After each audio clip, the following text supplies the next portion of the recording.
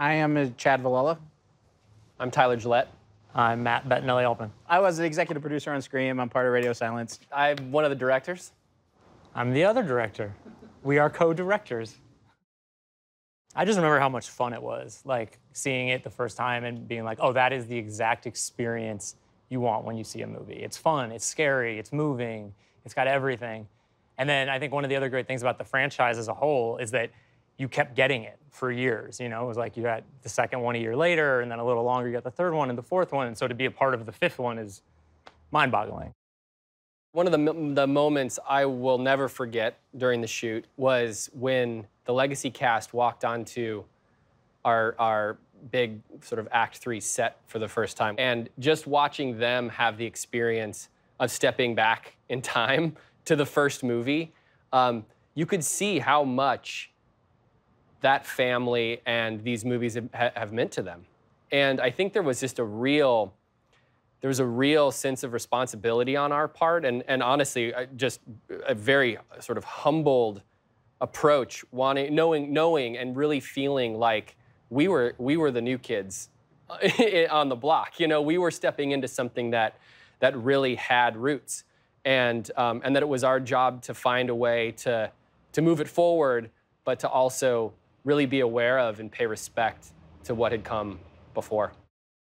It's the perfect blend of you know, a kind of a story that brings new characters into the mix while also touching on and paying respects to what came before. It's a baton pass, ultimately, kind of in its most simple of terms. It's a baton pass from one generation and one legacy to the next. And I think also one of the things that Guy and Jamie did so well in putting it into the movie in such a concrete way is just like the first Scream, actually all 4 Screams, they illuminate something that's happening in movies and in culture at that time that you're not maybe aware of or you're aware of, but you don't have like a name for it, you can't put your finger on it. And then what they did, it was the first time I think, I know at least for me, that I read it and was like, oh, right, that's a trend that has been happening now that I never consciously thought of. And then once you shine a light on it, you see it everywhere. Dewey, in this movie, he's grief-stricken ultimately because of the loss of his sister and the loss of the love of his life, Gail, who has moved to New York to be the anchor of a morning show, of a huge morning show. Dewey has stayed behind. He's no longer the sheriff, and he, I think, for the most part, is kind of in hiding. And I think that was one of the important things that we really wanted to hit hard, is that there's a character in the movie that is an expression of and is a way for us to deal with actual grief, right? To have a conversation about loss and what that does to the people who are left behind. And it felt like Dewey was kind of the perfect vehicle for those ideas. And as I said, Gail is in New York. She's left Woodsboro for greener pastures. We come to find out that her and Dewey have split up, that he was there for a few months and that ultimately just couldn't hack it in the big city. He wasn't cut out for it, and so moved back home. And Sid, as you said, you know, very wisely has gotten out of Woodsboro, no desire to return. But of course, when the hits the fan, she feels called back to face Ghostface one last time. David was incredible. Because, you know, Dewey's down and out. He's living in a trailer, and he's not doing that well, and he's kind of given up on life to some extent. And David was just able to embody that in such a real way without losing, like, the heart and the joy that is, I think, the reason we all love Dewey so much. He still brought that to the character. And because that could have been morose so quickly, where it was just kind of dull and dark. And David was able to make the character have all of that stuff happening beneath the surface without sacrificing who Dewey is. Courteney just has an energy. She brings an energy to her work that is, it's super contagious. It's also just, Gail is such a fun character. When she's on screen, when you're on set shooting that character, there's just a sense of everything feels a little supercharged. And a lot of that is because Courteney is just so damn good at her job, and she's also just really, really fun to work with. Well, it's not Scream without Sidney Prescott, that's for sure. And we definitely wanted to approach it that way. And having Neve be a part of it was integral to our participation in it as well. I still remember our first Zoom with Neve, and we were just point blank, like, listen, we can't do this movie without you. Like, this is not a. Yeah, it was like real talk. Yeah, it was like all the bullshit aside, you are the movie. Like, this is it all. If you're not a part of it, what is Scream? You know, and she was so kind and so giving and so sweet, and just really let us, like.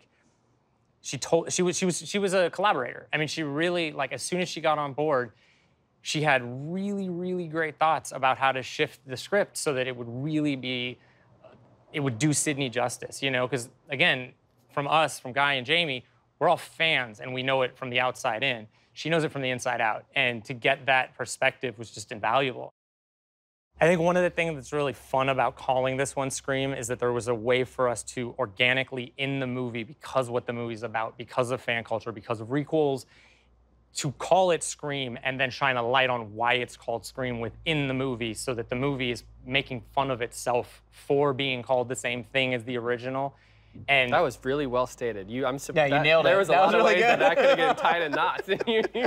But, like, once that clicked for us and we realized that it was organic and integral to the story we were telling, we got really excited about calling it Scream.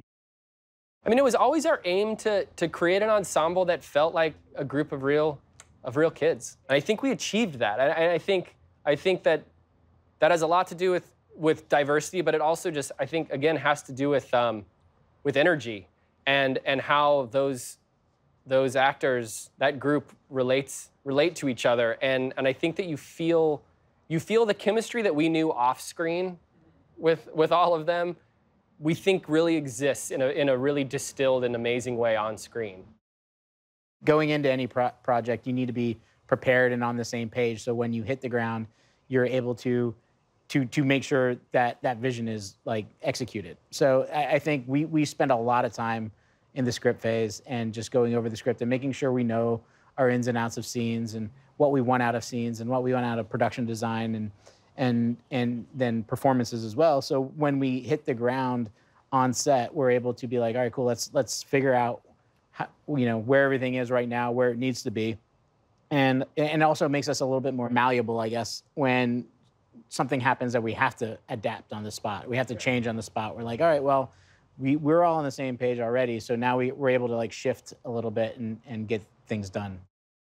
One of the things we discussed a ton before, and also with our DP, Brett, was how do we make it feel aesthetically like it's of the Scream world, and also make it feel like it's up now and like it's fresh and modern. And I think that was one of the big balancing acts with production design. Yeah, that was kind of the music, big challenge, I would say, right? Kind of creatively. I think it's the biggest challenge, is making it have that balance, so you don't feel like you're watching something that's totally divergent of what is it, the thing that we all love. I hope they get all the scares, all the fun that that you're paying the ticket for. And I think my hope, at least, is what they leave with is that they feel like they have a new cast that they feel like they love. And yeah. how, and they want to know more about. They want more stories. Mm-hmm.